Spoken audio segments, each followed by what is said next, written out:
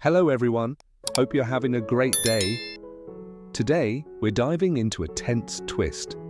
Alex is running out of time to save a crucial shipment, while Tuna is hiding a dangerous threat that could change everything if Alex finds out. Will the truth explode before Tet? Stay with me till the end, and if you enjoy it, don't forget to hit subscribe so you won't miss the next videos. The morning at the farm feels colder than usual. A grey chill hangs in the air, and weak sunlight filters through the old wooden window like it's struggling to get in. Tuna sits close to the small stove, watching the fire flicker while she stirs a pot of noodles.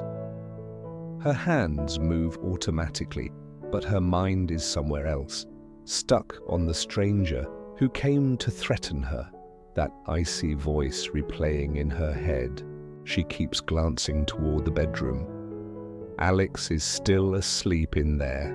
Baby Henry too, quiet, safe, breathing steadily, like nothing in the world could possibly be wrong. Tuna's chest tightens. Last night, Alex looked exhausted. Not the normal tired from work kind of exhausted. This was deeper, like he was carrying a weight he didn't know how to put down. She knows his company is facing major problems. She can see it in his eyes, in the way his shoulders never fully relax anymore. And that's where her struggle starts. If she tells him about the threat, will it crush him even more? Will it add pressure when he's already barely holding things together? Tuna bites her lip. The noodles boil harder, bubbling up as she stirs, and her fingers tremble slightly. She makes a decision, even though it hurts to make it. Not now. Let him rest. Let him have one peaceful morning without fear. Warmth from the stove spreads through the room.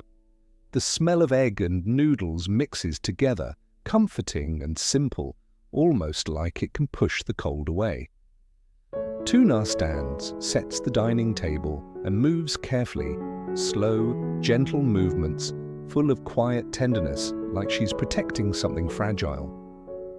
Outside, the sky is overcast. Wind shakes the trees and sends leaves down in scattered bursts, like little pieces of worry falling where they want. Tuna watches it through the window for a moment, then sighs softly. Henry's breathing from the bedroom stays steady and innocent. That sound anchors her. She tells herself, I'll make a really good breakfast. If Alex wakes up and feels calm, even for a little while, maybe that peace will give him strength.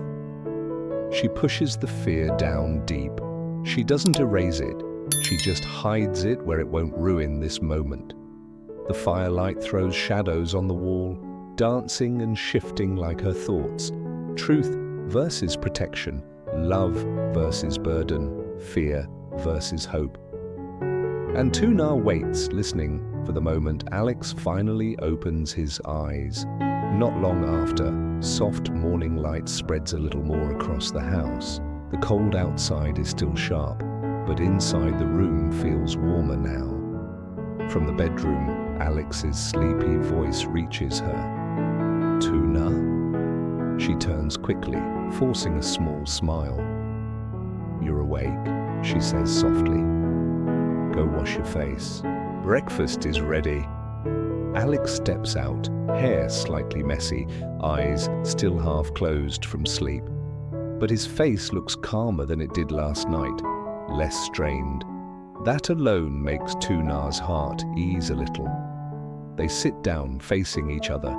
Two steaming bowls of noodles sit between them, eggs golden on top, heat rising in gentle waves. Alex lifts his chopsticks, takes his first bite, and his eyes brighten. This is really good, he says, surprised, then takes another mouthful like he doesn't want to stop. Tuna watches him, warmth spreading in her chest. Eat more, she says quietly. It's cold today. Alex nods, then exhales as if he's releasing something heavy. "I slept deeply," he admits. "Honestly, the deepest sleep I've had in a long time." Tuna tries to keep her face calm, but she feels happy hearing that. Even a temporary relief matters. They talk about the sudden cold weather, reminding each other to stay warm. Alex glances toward the bedroom again. "Henry's still sleeping?" "Yes," Tuna answers. "He's very peaceful this morning." Alex smiles faintly at that, then keeps eating. For a moment, the farm feels like a small world where nothing bad can reach them. The smell of noodles and eggs fills the room, mixing with the faint scent from the hen house outside, bringing back that simple feeling of rural life, steady, honest, grounded. Tuna does something small without thinking. She adjusts the bowl closer and quietly helps Alex with a bite, an intimate gesture that feels natural between them. Alex doesn't make a big deal of it, he just eats, and his shoulders look less tense. Tuna wants to tell him everything. She wants to say, "Someone threatened me, someone is watching, I'm scared," but she doesn't. Not when his rare smile is finally back, not when this peace is so fragile. Wind whistles through a crack near the door, reminding them the cold world is still outside, but inside, the warmth of the meal and their gentle words wrap around them like a protective blanket. Steam rises from the bowls like fleeting dreams, soft curls that disappear too quickly. Tuna keeps her gaze on Alex, noticing the subtle shift in him, from exhaustion into brief relief. And for her, that becomes a quiet turning point. Care isn't just comfort.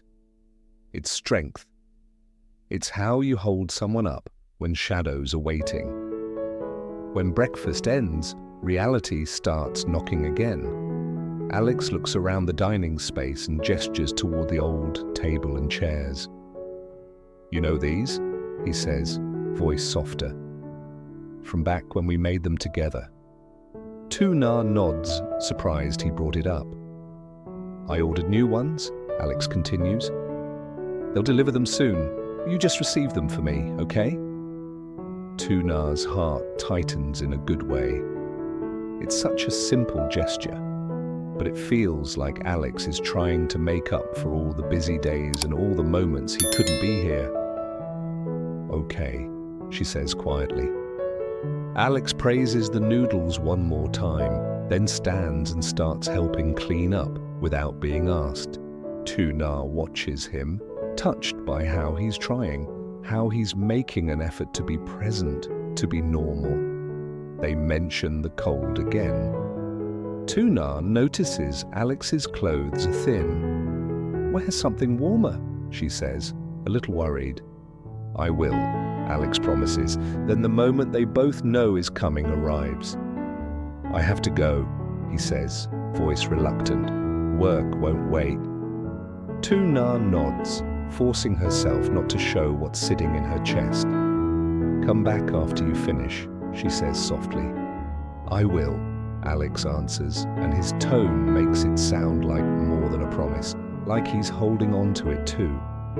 He steps out, and cold wind rushes in immediately, sharp and biting, like it's pulling her hidden worries back to the surface. Tuna stands at the doorway, watching him walk away, then drive off, dust lifting behind the car as it disappears down the dirt road. She turns back inside. Henry is still asleep. Tuna checks him gently, then goes outside to feed the fish in the small pond. Weak sunlight falls on the water, but her heart feels heavy. Keeping the threat secret doesn't make it disappear. It just means she's carrying it alone. And now, Alex is heading straight back into pressure. The contrast hits hard, a peaceful breakfast that lasted only minutes, and a harsh reality waiting in the city. As the car vanishes, Tuna stays near the door for a long moment, feeling her thoughts twist like vines, hope fighting unspoken fear. While far away, Alex's mind shifts gears, gratitude for that warmth battling rising anxiety about the investigation and what he might lose. By late morning, the sun climbs higher and the fog over the farm thins. Tuna changes clothes, wraps Henry warmly, and takes him to Mrs. Tang for childcare. She explains softly that she needs to go to the market and will be back soon. Then Tuna heads out with her peanuts, thinking about money, about winter clothes for Henry as the cold season deepens. She also can't stop thinking about Alex. She hopes he finds whoever has been harming him. She hopes he doesn't carry everything alone. Meanwhile, Alex returns to the city and walks into his home to find his mother waiting. She looks up immediately, her eyes careful, noticing the fatigue in his face. "You look tired," she says gently. "Did you sleep at the farm last night?" Alex hesitates just long enough for her to catch it, then nods. "I arrived late," he says. "I was exhausted, so I stayed there." His mother watches him closely. "And?" Alex's voice softens. "This morning Tuna cooked noodles, really delicious." For a second, warmth returns to the house because hearing him talk about food and home sounds normal. But his mother's worry doesn't fade. It deepens. She can feel it. He's hiding something. "Take care of your health," she says, gentle but serious. "Don't push yourself too hard." Alex nods, then goes upstairs to shower and change for work. His mother stands still for a moment, eyes following him, suspicion forming quietly. A mother knows when her child is carrying something too heavy. She decides she'll ask him properly tonight. But she doesn't wait for tonight to act. When Alex is out of sight, she reaches for her phone and calls the detective, checking the progress on the company deceiver Alex has been trying to track. Her voice is calm but firm, arranging a meeting. Alex doesn't know she's doing this. Upstairs, Alex showers fast, changes clothes, and grips his car keys like he's gripping control. His mind is already back in the storm, fake information, fraud, and the vital peanut shipment he cannot afford to lose. The brief peace from the farm is already fading under pressure. He drives out into busy city streets, horns blaring, traffic indifferent, the cold seeping through the car windows. A drizzle starts to tap against the windshield, blurring lights into streaks like tears no one wants to show. Alex's jaw tightens. He tells himself he has to be strong. He has to find the person behind this. At a quiet street corner cafe, Alex sits with a glass of water, eyes tense, staring out the window. When the detective arrives, he sits down quickly and gets straight to it. The fraudster's information. It's entirely faked, the detective says. It's made the investigation difficult. Alex's heart sinks, but he stays still. The detective reviews the photo and number Alex provided again. It might connect to an old bankrupt agriculture company, he says cautiously. But I'm not certain. I need more time. Alex's voice turns urgent. We've already lost too much. I cannot lose this shipment. I understand, the detective replies. I'll do my best. Then the detective leaves, pulled away by another urgent matter. Alex remains alone at the table. The water in his glass cools. Outside, cold wind pushes dry leaves across the cafe entrance, and for a second, it feels like everything is fragile, like all his effort could be blown away by forces he can't see. The warmth of the morning at the farm feels distant now, like a dream that ended too soon. Neon signs flicker outside, casting uneven shadows across his table, like unstable leads and uncertain outcomes. Alex's fingers trace the rim of the glass. Regret burns in his chest, regret for trusting the wrong people, while determination fights to stay alive. Because he knows this, if he doesn't break through this web of deception soon, the loss won't just be business, it will be everything he's trying to protect. The cafe feels colder the longer Alex sits there. The detective is gone, and the water on the table is barely touched. Rain taps softly on the window, like time reminding him it won't slow down. Alex finally stands. There's nothing else he can do here except move. Outside, wind pushes dry leaves across the sidewalk. The city keeps living like nothing's wrong, but Alex feels like he's walking inside a storm only he can see. He gets into his car, grips the steering wheel, and takes a slow breath. The calm from the farm, Tuna's noodles, Henry sleeping peacefully, already feels far away. Now it's back to pressure. Deadlines, losses, and the fear that one failed shipment could pull everything down. At home, his mother can't shake the worry either. After calling the detective, she keeps her phone close, waiting for updates. She hates hiding things from Alex, but she hates watching him suffer even more. If he won't ask for help, she decides she'll create help, quietly. Meanwhile, Tuna is at the market. By early afternoon, sunlight softens the cold and the place is busy. She sets up her peanut stall neatly and forces a small smile as customers stop to buy. "These are good," one woman says. "How much?"